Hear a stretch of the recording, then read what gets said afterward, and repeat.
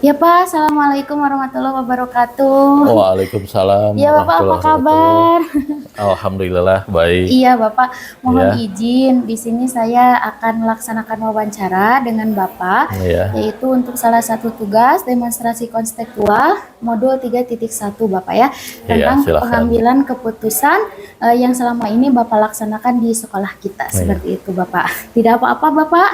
Mangga silakan. Iya, baik Bapak. Ya, baik. Langsung saja mungkin ya pertanyaan pertama yang ingin saya tanyakan kepada Bapak. Nah, selama ini bagaimana Bapak dapat mengidentifikasi kasus-kasus yang merupakan dilema etika atau bujukan moral, Pak? Iya, terima kasih atas pertanyaannya. Cara mengidentifikasi kasus-kasus yang merupakan dilema etika maupun bujukan moral itu dilihat dulu yang pertama apa yang disampaikan atau yang terjadi yang ditangkap oleh Bapak. Jadi ini masuk kasus pada dilema etika ataukah ada bujukan moral atau ada yang lainnya gitu ya. Karena tidak semua kasus yang masuk ke Bapak itu sama gitu, berbagai macam. Nah, ketika mengidentifikasinya, oh ini perlu penanganan yang khusus gitu ya, misalnya. Nah, ini bagaimana dari kasus yang terjadi ini, itu tentu harus bisa diambil suatu keputusan. Nah, ketika akan mengambil keputusan, ini ada konsekuensinya nggak dengan pekerjaan, ada konsekuensinya nggak dengan keberlangsungan, misalnya kalau yang terjadinya adalah kasus seorang anak yang melanggar suatu tata tertib sehingga dia terkena hukuman gitu ya. Contohnya misalnya seperti itu, apakah dia itu bisa bisa lanjut dengan putusan itu ataukah dia harus ya mencari sekolah lain gitu misalnya ini kasusnya. Ya, baik Bapak. Jadi langkah yang dilakukan strateginya yaitu Bapak mengidentifikasi dulu. Betul, ya Pak ya, masuk ke kriteria apakah ini dilema etika atau bujukan moral seperti itu ya. Betul. Kemudian dilakukan langkah-langkah untuk penyelesaian dan tentunya dilihat dulu nih ada konsekuensinya nggak nanti untuk pengambilan keputusan Bapak seperti itu ya Pak ya. Baik, luar biasa Pak. Baik. Dan selama ini Bapak bagaimana Bapak menjalankan pengambilan keputusan di sekolah, terutama kasus-kasus yang ini ya Pak ya, ada dua kepentingan yang sama-sama penting atau ada dua nilai kebajikan yang sama-sama penting juga Pak, seperti itu.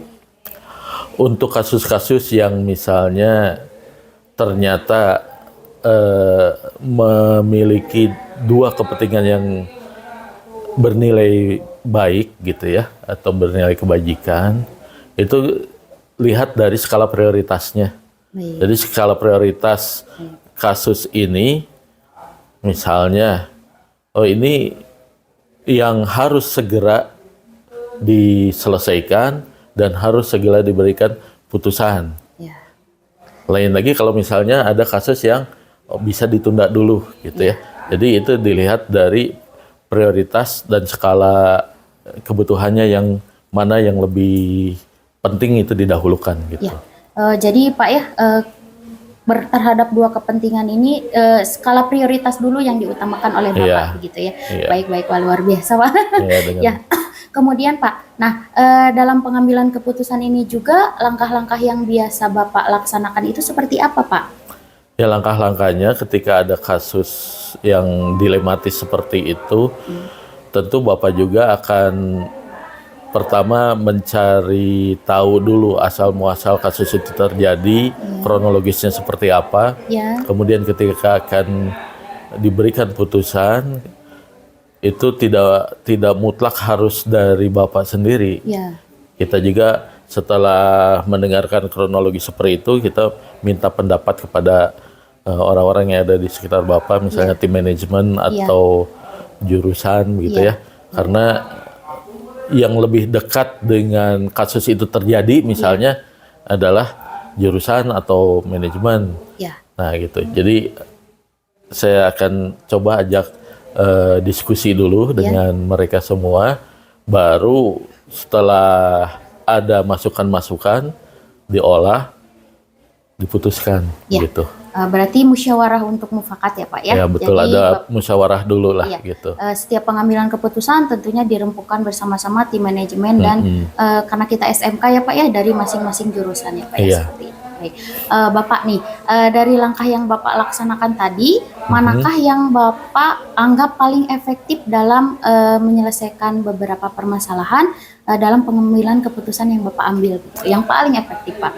Ya, yang paling efektifnya itu setelah mendapatkan kronologis dari kasus tersebut, Ya. Bapak lebih senang untuk bermusyawarah dulu. Lebih senang Suka untuk bermusyawarah, kecuali untuk keputusan-keputusan yang sifatnya pribadi gitu, tentu langsung.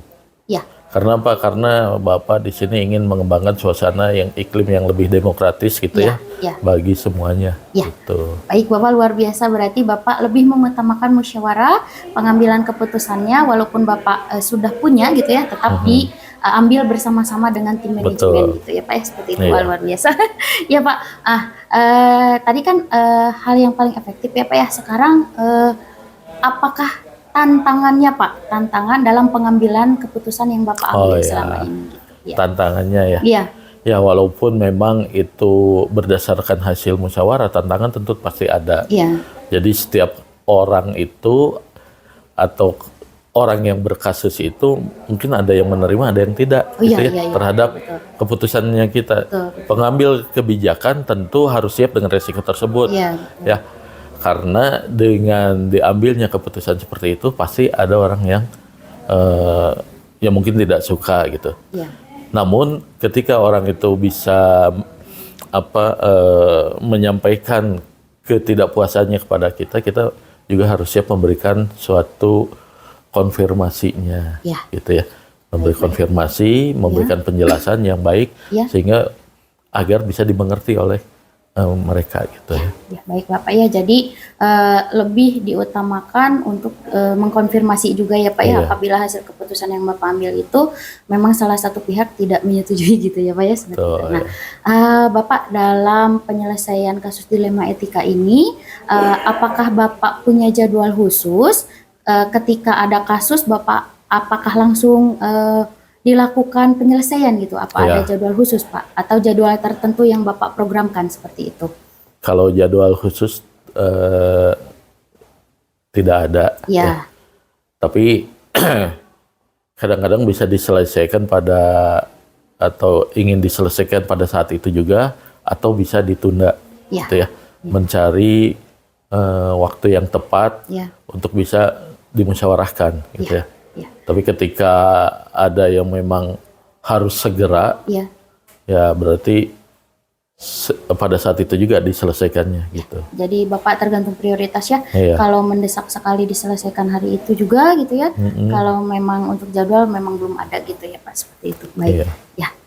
Bapak, nah sekarang kalau untuk penyelesaiannya sendiri dalam pengambilan keputusan yang Bapak ambil, apakah ada seseorang atau faktor-faktor yang selama ini mempermudah atau membantu Bapak dalam pengambilan keputusan dalam kasus-kasus dilema etika Pak? Kasus-kasus dilema etika yang terjadi di sekolah, gitu ya, dalam lingkup pekerjaan, tentu Bapak ya tadi karena bermusyawarah pasti ada orang-orang yang dimintai pendapatnya, ya. Apakah di tim manajemen atau di jurusan atau bahkan di guru itu sendiri. Ya. Tentunya jadi, tim manajemen itu seluruh Wakasek ya Pak ya?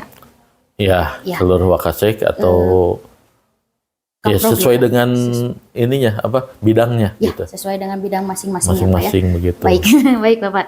Nah, dari semua yang telah disampaikan ya Pak ya, tadi kan meliputi strategi, langkah, kemudian yang membantu Bapak, kemudian jadwal pengambilan keputusan untuk kasus-kasus dilema etika yang selama ini Bapak rasakan selama menjabat dan bertugas gitu ya Pak ya. Pembelajaran apa yang Bapak petik dari pengalaman Bapak dalam pengambilan keputusan dilema etika? Gitu, Pak. Ya, pembelajarannya di sini ada banyak. Ya. Di antaranya kita bisa memahami bagaimana suatu sistem dijalankan. Ya.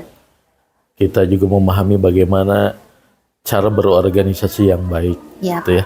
Dan kita juga ingin mengedepankan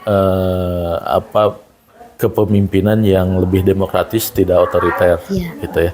Itu salah satunya.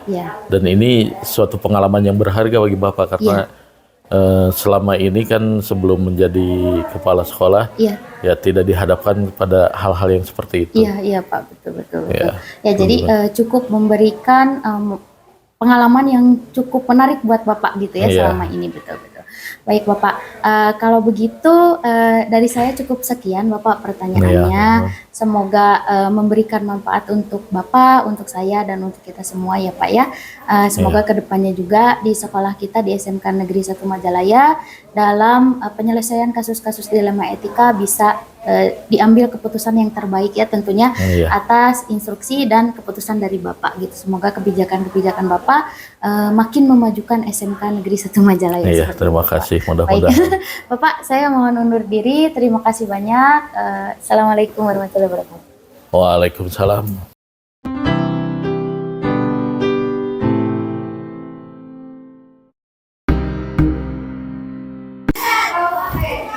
Ya, assalamualaikum Ibu.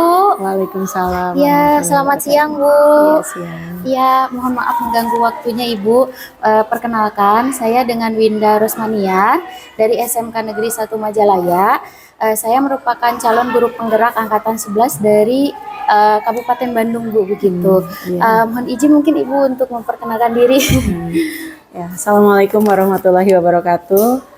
Perkenalkan, saya Sally Dwi Agustine yang sekarang saya sebagai Kepala SMK Yadika 2 Cijagra Pase. Merupakan suatu kehormatan bagi saya khususnya bisa ikut serta berpartisipasi dalam kegiatan sebagai salah satu syarat calon guru penggerak mungkin ya. Betul Bu, baik. Ya, betul Ibu, mohon maaf saya mengganggu waktu dan aktivitas Ibu. Di sini saya bertugas untuk melaksanakan tugas demonstrasi konstekstual Bu ya. Saya harus melaksanakan wawancara dengan kepala sekolah di wilayah sekitar Kabupaten Bandung begitu ya. Berkenan Ibu? Mangga. Iya, baik Ibu. Ini beberapa pertanyaan akan saya tanyakan ya Bu ya, langsung saja mungkin berkaitan dengan dilema etika. Untuk pertanyaan pertama Ibu, selama ini bagaimana Ibu dapat mengidentifikasi kasus-kasus yang merupakan dilema etika atau bujukan moral Bu, seperti itu? Ya mungkin ya ini adalah salah satu dilema, betul dilema karena kita dihadapkan dengan berbagai faktor gitu ya, antara kita harus menegakkan aturan sama bagaimana kita harus memberikan kebijakan juga di satu sisi. Mungkin secara menyeluruh gitu kan, identifikasi yang kita ambil jadi awalnya itu mungkin kita lihat dulu kasusnya seperti apa, baru setelah itu kita istilahnya ada semacam briefing atau kumpulan dari pihak-pihak terkait dalam kasus tersebut. Misalnya contoh kasus misalnya seperti ada beberapa siswa lah anggap melanggar aturan misalnya, terus siswa tersebut memang misalnya secara keseharian dia itu tidak pernah terlihat bermasalah gitu, tapi tiba-tiba kasusnya berat gitulah. Contoh misalnya dalam penyalahgunaan narkoba misalnya ada beberapa siswa, jadi kita dianalisis dulu mungkin dari berbagai sumber, mulai dari yang bersangkutannya, terus lingkungan sekitarnya termasuk orang tua, wali kelas, guru BP, dan kesiswaan juga. Jadi semua pihak kita cari informasi sebanyak-banyaknya terkait kasus tersebut. Mungkin selama ini itu yang kita identifikasi. Ya. Baik Ibu, jadi dilakukan identifikasi secara menyeluruh ya Bu ya. Iya. Kemudian yang bersangkutan, yang mempunyai kasus, orang tua, guru BK, dan semua yang terlibat begitu ya Bu ya. Jadi Iya. lebih ke arah identifikasi secara menyeluruh seperti itu ya Bu ya. Iya, iya. Baik, luar biasa. Ya Ibu, untuk pertanyaan yang kedua Ibu yang ingin saya tanyakan. Nah, pada saat pengambilan keputusan di sini di sekolah Ibu, terutama untuk kasus-kasus di mana dua kepentingan yang sama-sama benar atau sama-sama mengandung nilai-nilai kebajikan gitu Bu, bagaimana? Iya. Nah itu kan jadi intinya lah kita harus mengambil keputusan terbaik di antara yang terburuk mungkin ya gitu kan. Jadi seperti misalnya tadi pernah disebutkan misalnya ada siswa yang dinyatakan tinggal kelas lah misalnya di satu sisi kita lihat mungkin khususnya bagi saya sebagai perempuan mungkin lebih mengedepankan perasaan gitu kan ketika betul. Orang tuanya datang dengan termehek-mehek lah istilahnya. Jadi itu sangat sulit sekali tapi dengan bantuan dari berbagai pihak gitu kan akhirnya keputusan sesulit apapun, seberat apapun tetap harus dijalankan. Jadi kita mungkin dianalisis dulu manfaat sama dampak negatif sama positifnya. Nah kalau misalnya kita ambil keputusan seperti ini dampaknya seperti apa dan kalau misalnya kita ambil keputusan B dampaknya bagaimana, mungkin dari situ kita baru memutuskan kira-kira keputusan apa yang kita ambil dilihat dari dampak pengambilan keputusan tersebut. Nah contoh misalnya ada siswa yang tidak naik kelas dikarenakan mungkin kehadirannya rata-rata gitu kan. Nah, kalau misalnya kita coba, misalnya siswa tersebut anggaplah kita beri kesempatan untuk naik kelas. Nah, mungkin kita analisis juga rekan-rekan di belakang siswa tersebut itu ada apa aja, ada siapa aja. Jadi kalau misalnya kira-kira ini dampaknya akan jadi lebih buruk ya lebih baik mungkin siswa tersebut kita kembalikan ke orang tua gitu. Tapi kalau misalnya kita analisis juga latar belakang kenapa siswa tersebut tidak sekolah, mungkin itu bisa dijadikan sebagai bahan pertimbangan juga gitu. Jadi mempertimbangkan kebaikan baik bagi siswa ataupun bagi orang tua dan lain sebagainya gitu ya Bu ya.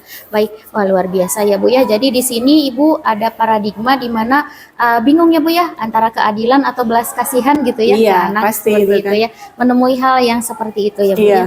Baik-baik. Ibu, nah selanjutnya pada saat pengambilan tersebut langkah-langkah atau prosedur seperti apa yang biasa Ibu lakukan selama ini Bu dalam pengambilan keputusannya? Mungkin selama ini kita kan tadi udah koordinasi dengan wali kelas misalnya, terus kita tanya juga misalnya hasil dari wali kelas kan biasanya kalau ada permasalahan itu yang ngangkat itu kan wali kelas itu sendiri. Nah, terus kita tanya wali kelasnya dengan berbagai sumber gitu kan misalnya kenapa siswa tersebut bisa seperti ini. Terus kalau misalnya wali kelas kan ada wali kelas lah yang kurang respon gitu kan terhadap siswa. Nah, mungkin bisa dibantu dengan guru BP atau kesiswaannya dengan menanyakan ke teman sejawatnya mungkin kenapa siswa ini seperti ini, mungkin ada yang bisa menjawab. Nah setelah itu mungkin ada pemanggilan orang tua juga. Kalau misalnya masalahnya anggaplah sangat urgen gitu kan, jadi lebih baik kita jemput bola jadi pihak sekolah yang datang ke rumah orang tua gitu. Jadi kalau misalnya kita ingin segera menyelesaikan permasalahannya, kalau misalnya permasalahan tersebut kita anggap masih bisa diatasi lah, bisa ditunda gitu istilahnya, enjing deui gitu kan. Jadi kita tunggu orang tua yang hadir di sini. Jadi kita ambil istilahnya benang merahnya, versi orang tua seperti apa, versi siswa seperti apa, teman-temannya bagaimana, wali kelas bagaimana, dan mungkin sebagian guru Ya. yang mengajar di kelas tersebut itu seperti apa gitu. Ya, baik. Jadi dilakukan koordinasi dengan wali kelas, dengan orang tua, dengan temannya ya Bu ya, Iya, iya. dan dengan yang bersangkutan ya Bu ya.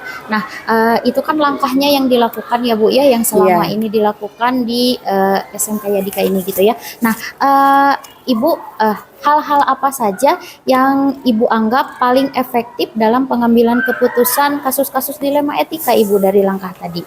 Kalau misalnya yang paling efektif ya intinya kita apa ya istilahnya voting Bu.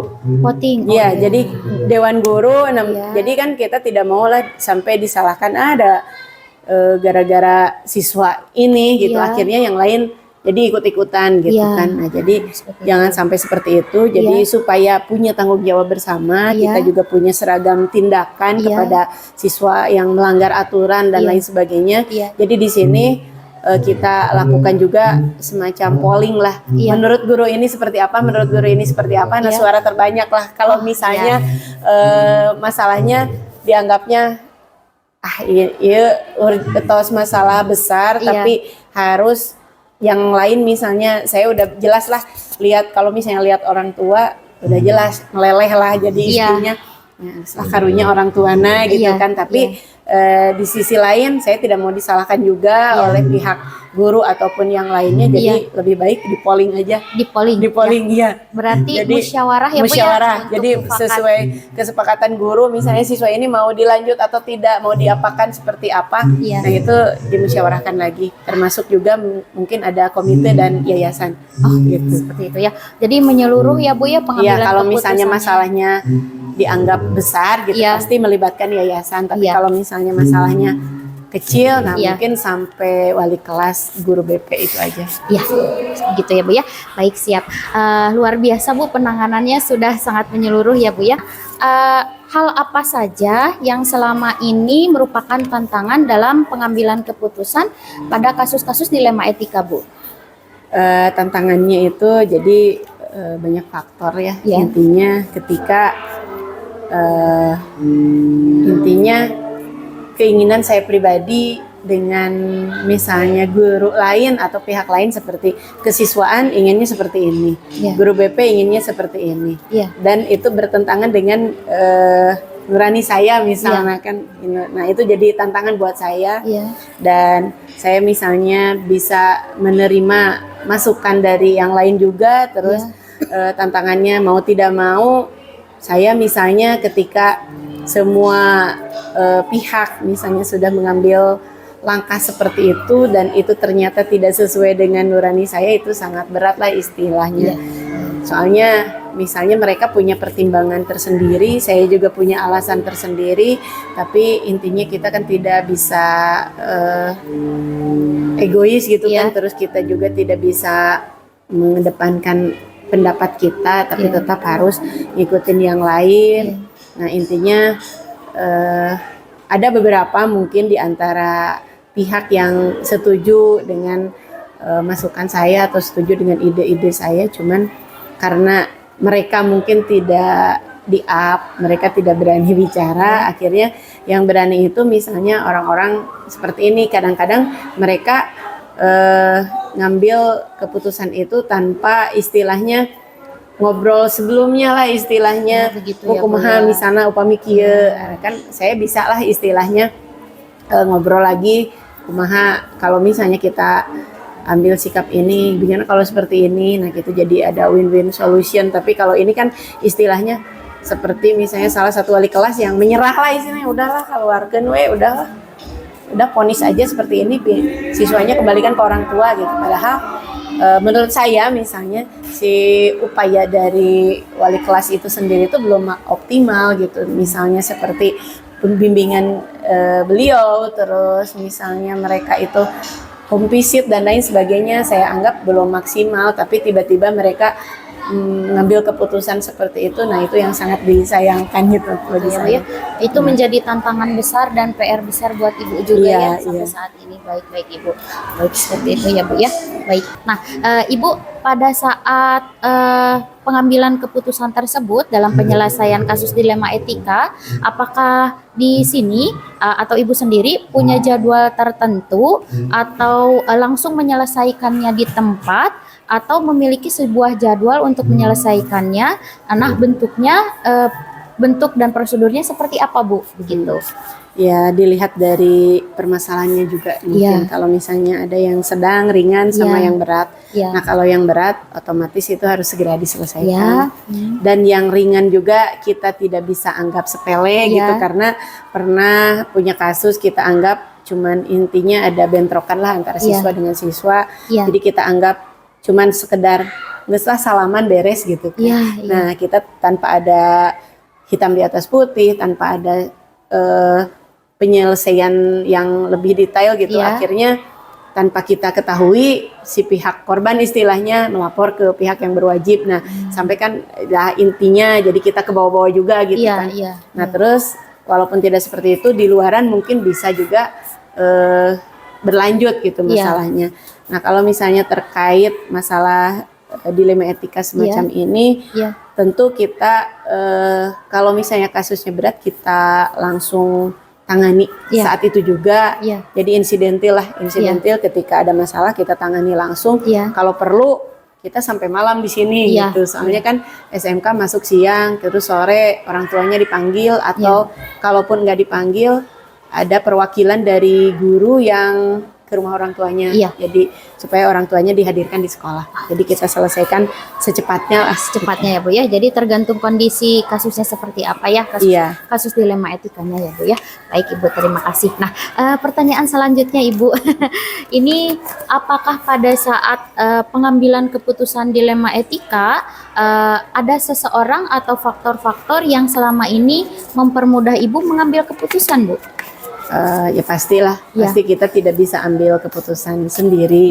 Pasti semua itu hasil musyawarah bersama gitu kan, karena apapun keputusan yang kita ambil harus dipertanggungjawabkan bersama-sama. Jadi dalam hal ini mungkin yang lebih kompeten di bidang ini kita ada kesiswaan, guru BP, guru BK, sama wali kelas lah. Intinya kalau misalnya guru mungkin itu aja dulu yang kita libatkan. Jadi mereka sangat membantu Ibu gitu ya dalam pelaksanaan pengambilan keputusan kasus dilema etika seperti itu ya, Bu ya. Baik. Nah, Ibu, dari daftar pertanyaan yang sudah saya sampaikan tadi, dari pertama mengidentifikasi, kemudian jika ada yang sama-sama benar ya, dua kepentingan, kemudian langkah-langkah, kemudian yang paling efektif, kemudian tantangan gitu ya, Bu ya. Dari semua hal yang telah disampaikan, Ibu, pembelajaran apa yang Ibu bisa petik dari pengalaman pengambilan keputusan dilema etika, Bu? Pengalaman ya mungkin di sini sempatlah istilahnya kita karena kita ambil keputusan misalnya yang tidak sesuai dengan harapan orang tua lah istilahnya. Jadi sampai intinya ada orang tua yang tidak terima keputusan kita, terus akhirnya orang tua tersebut misalnya melapor ke sana ke sini lah, intinya bukan ke wartawan atau apa, tapi yang mereka anggap tokoh gitu, sehingga mereka datang ke sini gitu mengkonfirmasi kembali. Akhirnya keputusan yang sudah kita buat mungkin karena ada beberapa pihak yang pihak ketiga lah istilahnya yang ikut dalam proses pengambilan keputusan ini, jadi akhirnya kita rapat kembali lah, ngumpul lagi gimana gitu, ternyata orang tua tidak terima, akhirnya harus bagaimana.